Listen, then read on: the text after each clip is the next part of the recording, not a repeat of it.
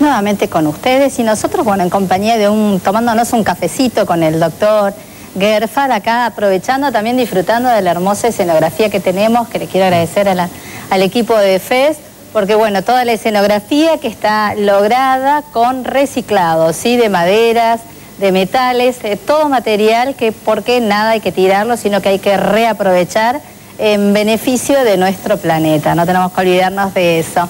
Bueno, Cristian, nos estabas hablando de algo que me interesa. ¿Hay cupos? ¿Hay una ley que establece que tiene que haber un cupo para personas con capacidad diferentes para cubrir cargos en la administración pública? Sí, Fernanda. A nivel, te voy a mencionar las dos leyes que van en consonancia con las convenciones internacionales, que es la ley, el régimen integral de protección a las personas con discapacidad. A nivel nacional es la ley 43.331 y a nivel provincial es, conforme digesto jurídico de la provincia de Misiones, la ley 19, número 23. A nivel nacional se establece el 4% y en la provincia el 5% para los órganos provinciales. Como te decía en el bloque anterior, estoy seguro de que ese cupo no se cumple por varios motivos. En el caso de lo que sea personal, digamos, raso, haciendo hincapié en el Poder Judicial, ¿no es cierto? Sí, que estábamos hablando, ¿no? Tomando, digamos, el ejemplo del Perú, yo me puse a pensar, ¿y qué dice el reglamento del Poder Judicial de Misiones respecto de este punto? Claro. En realidad no dice mucho. Ah, no dice mucho, pero no me digas que, temía que me dijeras que como en el reglamento del Poder Judicial del Perú habla de que ciegos y sordomudos no pueden. Claro, no, en este caso habla de impedimentos físicos o psiquiátricos, pero a lo que yo hago hincapié entre los artículos específicos que hace al ingreso de tanto de personal del Poder Judicial como funcionarios, para el caso de los concursos habla de los términos que utiliza son para gente que no tiene ningún tipo de discapacidad, dejándose afuera al discapacitado. Y en todo el reglamento del Poder Judicial en ningún momento se menciona al discapacitado. Es decir, el uso de los recursos tecnológicos para que pueda rendir a un cargo. Claro. Cualquier cargo. Claro, porque bueno, uno de los requisitos es tener un certificado de aptitud de salud. Exactamente. Y ahí ya lo estaríamos dejando de lado porque ¿qué es tener un certificado de buena salud? Claro, exactamente. ¿Qué es y qué es? Hay un pequeño vacío allí, claro, ¿no? Es medio confuso, medio que no me dice mucho, pero se puede plantear el caso de que venga una persona con el título de abogado y que quiera concursar. ¿Cómo hacemos? Habla de sistema, se le tomará un examen dactilográfico. Bueno, pero esta persona no ve. ¿Cómo se hace el examen?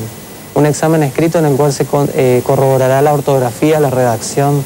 Y la caligrafía. Bueno, ahí está el punto, ¿no es cierto? Entonces, esos son puntos, en realidad son llamados de atención. ¿Te acordás cuando volvemos otra vez a lo de las barreras? Decimos que el Estado tiene que identificar las barreras, suprimirlas y actuar. En este caso lo que tiene que hacer el Estado con sus poderes, porque estoy seguro que a nivel legislativo, ejecutivo es igual. Debe ocurrir lo mismo. Lo que tiene que hacer justamente es readecuar esta normativa en consonancia con las leyes que ya están en vigencia y los pactos. Sí, porque justamente mientras te escuchaba pensaba, aquí hay una contraposición de leyes, porque por un lado tenemos una norma inferior, como sería el reglamento del Poder Judicial de la provincia de Misiones, que está en franca contraposición con los derechos constitucionales y con las leyes y tratados internacionales específicos para la discapacidad. Exactamente. Y eso que el reglamento ha sido reformulado hace un par de años atrás. ¿No se contempló esto? No se contempló. El reglamento, las últimas modificaciones creo que fueron alrededor del año 2000, pero esto marca el cambio cultural y lo lento que va a ser este proceso, porque ni siquiera uno ni siquiera a veces son por mala fe estas cuestiones, sino que ni siquiera se lo representa al Poder Judicial o el Poder Legislativo. El reglamento interno del Poder Legislativo debe ser igual, estoy seguro. Y respecto de los cupos, ¿cuál es el problema? Hablamos de que el cupo a nivel provincial tiene que ser del 5%. Un 5% del personal. Claro, no tiene que ser inferior al 5%. Supongamos de 100 personas que trabajan en un ente público, tiene que haber 4 que sean discapacitadas. Eso es la famosa discriminación inversa que se habla, que no es que se discrimina a las personas que están en plenas condiciones, no a los discapacitados, no porque no tengan la capacidad de ejercer, de trabajar, sino porque son una población vulnerable y lo que se busca es incluirlos. Claro, porque el sistema se tiene que adaptar e incluirlo. Exactamente, porque al establecer un 5% claro, del total del personal deberá estar cubierto por personas con capacidades diferentes, se lo entiende como que es un privilegio o una posibilidad, y todo lo contrario. No. Si vamos a la luz de los tratados internacionales, estaría discriminando. Exacto, justamente lo que se busca con este cupo, digamos, es tratar de eliminar esas famosas barreras. Vamos al concepto de discapacidad, cuando decíamos que son todas aquellas personas que padecen de alguna alteración física, motora, psicológica, que al interactuar en el medio se encuentran con una serie de barreras que imposibilitan el ejercicio de su derecho en plena igualdad con el resto de las personas. Por eso la existencia de este cupo, porque es una población vulnerable. Entonces lo que se busca es darle la posibilidad. El otro problema, y vos me preguntarías, y bueno, pero ¿cómo yo sé si se completa? Y la verdad yo no sé si está completado el cupo. ¿Cómo se hace esto? A través del decreto reglamentario de esta misma ley de protección integral de los discapacitados, que es la ley 2707, que establece que para poder, ¿cómo vamos a saber cuánta gente hay? Y la única manera es haciendo un relevamiento, un censo, que el decreto reglamentario lo estableció, de que había que hacer un censo de discapacidad específicamente, que nunca se hizo a nivel provincial. Claro, lamentablemente, entonces, porque a nivel provincial no se hace. Estoy seguro de que en todos los organismos públicos me consta de que hay gente con discapacidad trabajando, pero sé de que no es la cantidad que tendría que haber, o sea, no se cumple con el cupo. Y esto es a nivel nacional, en todas las provincias pasa lo mismo. Y una particularidad que estuve viendo también es, como es una población vulnerable y la posibilidad de conseguir trabajo es muy difícil para un discapacitado, es mucho más difícil. Ya vivimos en una sociedad donde hay problemas laborales, con más razón una persona con limitaciones. Una de las cosas que tendrían que reverse es las contradicciones que hay entre la pensión por incapacidad y el trabajo. Porque mucha gente consigue el trabajo y automáticamente se suspende la pensión. ¿Qué es lo que pasa? Esta persona por X motivo no se adapta, no logra, deja el trabajo hasta que le vuelven a rehabilitar la pensión y queda desamparada. Queda desamparada unos cuantos meses. Creería que en ese momento tendría que establecerse algún régimen donde la pensión dure un tiempo, cobre paralelamente hasta que, hasta tenga una estabilidad laboral. Y ahí se le dé de baja la pensión. Claro, o se la suspenda. O sea, que no se dé de baja, sino que haya una suspensión, tal vez porque esto es más fácil que después se pueda reactivar en caso de que la persona quede sin el trabajo. Y es como te digo, constantemente es chocante, genera prejuicio. Uno ve, por ejemplo, un empleado síndrome de Down y en el Poder Judicial, pero ¿cómo va a estar en el Poder Judicial? Y sí, una persona con síndrome de Down puede celebrar contratos comerciales, civiles, laborales, tranquilamente, puede vivir sola, con estimulación temprana, con una serie de equipos que en algún momento lo vamos a hablar, las prestaciones básicas asistenciales, médicas. Hay discapacidades que con trabajo, incluso con el mismo trabajo que consigue, le genera una autoestima y una mejora en su ánimo que permite un desarrollo pleno como el de cualquier persona.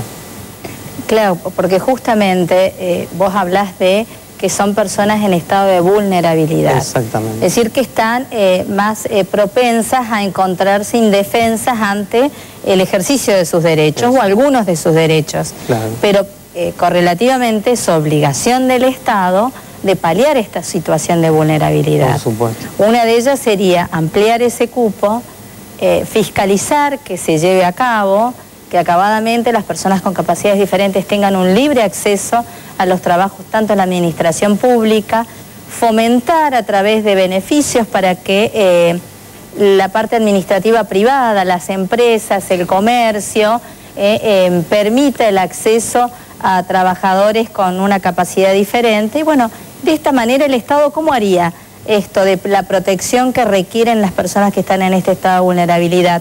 Otorgando, por ejemplo, algún beneficio impositivo, reducción de impuestos, por ejemplo, a un comerciante, un empresario, para que permita tener un mayor acceso a personas con capacidades diferentes a un trabajo. Ahí está justamente cuando hablamos del tema de las medidas de acción positiva, porque la ley es muy linda, pero si es ley solamente es letra muerta. Cuando, en este caso, en un ejemplo práctico, para que la gente entienda, se hace el censo y se determina que un X órgano no tiene la cantidad de personas con capacidades especiales trabajando. ¿Qué es lo que tiene que hacer el Estado inmediatamente? Una convocatoria, asignar las partidas y designar a las personas idóneas con capacidades especiales en función del cargo. Y suprimir, ahí es cuando el Estado suprime. Claro. Ahí es cuando el Estado actúa, porque si no nos quedamos con la letra muerta de la ley, que es muy linda, pero... Claro, eso te voy a decir, es muy linda para ponerle allí en un cuadrito, unas florcitas, o sea, pero que se cumpla, legislar, eso es lo importante. Que ese es un problema que tiene la Argentina constante, que también a mí, yo lo suelo ver, que se legisla, se sobrelegisla, y ya las leyes ya están, no se inventó mucho más. Es cuestión de irlas aplicando. Lo que pasa es que hay que reglamentarlas y aplicarlas, ejecutarlas. Y esto también es importante ahora que vamos a estar en época de elecciones, Fernanda, me tomé la molestia también en el día de hoy de enviar la plataforma política de los partidos, tanto a nivel nacional como provincial. Sí, ¿y con qué te encontraste, Cristian? Prácticamente ningún partido político, salvo un partido socialdemócrata, que acá no existe en la provincia, sino que a nivel nacional, en Buenos Aires, toca el tema de la discapacidad. Desgraciadamente sigue siendo... ¿Te acordás cuando hablamos también de la invisibilidad de los discapacitados? Bueno, ese es el ejemplo. Estaría bueno y una llamada atención a todos los candidatos nacionales y provinciales a que se ocupen de este sector de la población, que es un sector importante. Tampoco tengo los datos precisos de cuántos discapacitados hay en la provincia de Misiones y en el país, pero es un sector importante, que rondaría el 15-20% de la población general, es mucho. Es mucho, y qué bueno sería que la provincia, que nuestra provincia, realice un censo o un contralor para tener mínimamente un índice de cuántas personas con discapacidad hay en la provincia. ¿Para qué? Para justamente otorgarles mayores beneficios, para que tengan un mejor acceso al ejercicio pleno de sus derechos. Esto es importante porque, por ejemplo, volviendo al caso de Lucía, que nos había acompañado en otras charlas, que ella es una estudiante de la universidad, recordemos, de la UNAM, invidente, es uno de los pocos casos. Exactamente. Entonces esto tendría que, ser un acto de reflejo y que cada vez haya mayor accesibilidad a los estudios, a un trabajo, tanto en la administración pública como en la privada, como decíamos recién. Hay que ir readecuando el sistema, y esto, como siempre lo digo, es un trabajo de años, cultural, romper con desmitificar muchas cuestiones, porque incluso yo siempre también hago hincapié en los padres que tienen hijos discapacitados, el tema de sobreprotegerlo. Cambiar el paradigma, Cambiar el paradigma, cuando justamente hay que tratar de darle el mayor grado de independencia posible, porque los padres no son eternos, no van a estar. Sí, eso es importante, todos, ¿no? Tenemos que pensar que tenemos que preparar a nuestros hijos para que, transiten por el camino de la vida solos, porque no somos eternos, como vos dices. Es importante, pero para que no quede en letra muerta la ley y este cambio cultural, creo que también esta es otra obligación del Estado, de comenzar a reeducarnos a la sociedad en general, y que cambiemos esa mirada de proteger o de que hay una minusvalía de la persona con una capacidad diferente en cuanto a su posibilidad de desarrollarse en la vida civil plenamente, con un trabajo, un estudio, que pueda transitar libremente, ¿no es cierto? Y no siempre en esa superprotección. Hay que hacer un cambio junto con la ley en nuestra mentalidad como sociedad. Otra cosa también es importante, la mayoría yo considero que determinados órganos, como por ejemplo el INADI, determinados órganos que tocan muy de cerca el tema de la discapacidad, tendrían que tener, respecto del cupo no tendría que ser el 4, tendría que ser el 20. Pues si vamos al caso, son órganos que tocan de lleno. De lleno. En los otros órganos dejémoslos en el 4, inferior al 4, que no quiere decir que haya más. Después también, ahí ya apela a la colaboración de las empresas privadas, a la contratación de personas con discapacidad, que sé y me consta, y hay normativa, que brinda exenciones impositivas para quienes contratan a discapacidad. Bueno, esto es importante, ¿no? Que tengan una exención impositiva en pequeñas empresas o empresarios grandes, comerciantes, para que puedan darle la oportunidad. Se puede, pero lleva años y, lógicamente, se puede, pero como todas todos estos procesos de cambio, más allá de la legislación, estamos en un año electoral, las decisiones son políticas. Si no se toman decisiones políticas para ejecutar lo que dicen las normas, nos vamos a quedar en la letra muerta y en última instancia habrá pequeños éxitos personales, como el juez porque él tenía las herramientas, era abogado y pudo defenderse. Hay gente que no tiene esas herramientas, claro. Ese es otro tema también. Por eso es importante que hoy desarrolláramos este aspecto de la discapacidad, Cristian, para demostrarle, bueno, a los televidentes que se puede, que hay derechos y que hay que ejercer estos derechos, bien sea personales o de un familiar, de un conocido, colaborar para que esta persona pueda desplegarse en su vida como cualquiera de nosotros, aspirando a sus sueños, sus proyectos, sus logros. Se puede trabajar, se puede estudiar, se puede perfeccionar, que solamente hay que, bueno, hacer un esfuerzo de cambiar nosotros nuestras concepciones que son netamente culturales. Exacto. Sí, realmente. Sí, es una cuestión de idiosincrasia, de cultural.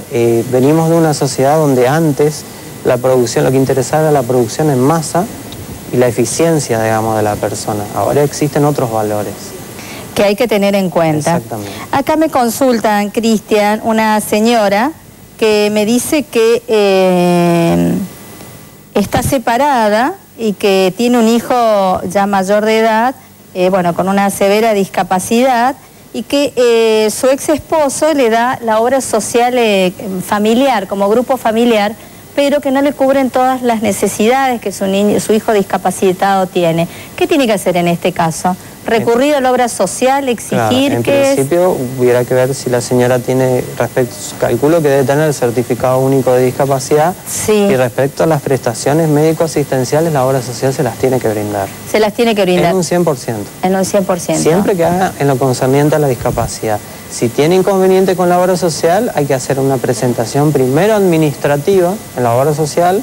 En este caso me dice que es la obra social IOSE. Ajá. ¿Qué tendrá que hacer la señora? ¿Presentarse en esta obra social? Tiene que presentarse en esta obra social, puede ser con el patrocinio de un abogado, puede presentarse sola, yo le recomendaría con el patrocinio. Para estar bien asesorada. Para estar bien asesorada, y a lo mejor a veces no hay que ir tan con los tacones de punta, sino que a veces suelen haber conflictos burocráticos, administrativos, que se pueden resolver sin necesidad de acudir a la justicia, que una vez que se accede a la sede judicial, las prestaciones no las va a tener todavía, va a demorar. Claro, lleva un tiempo. Necesita, más allá de que existen procesos de expedito, como las medidas autosatisfactivas, la acción de amparo.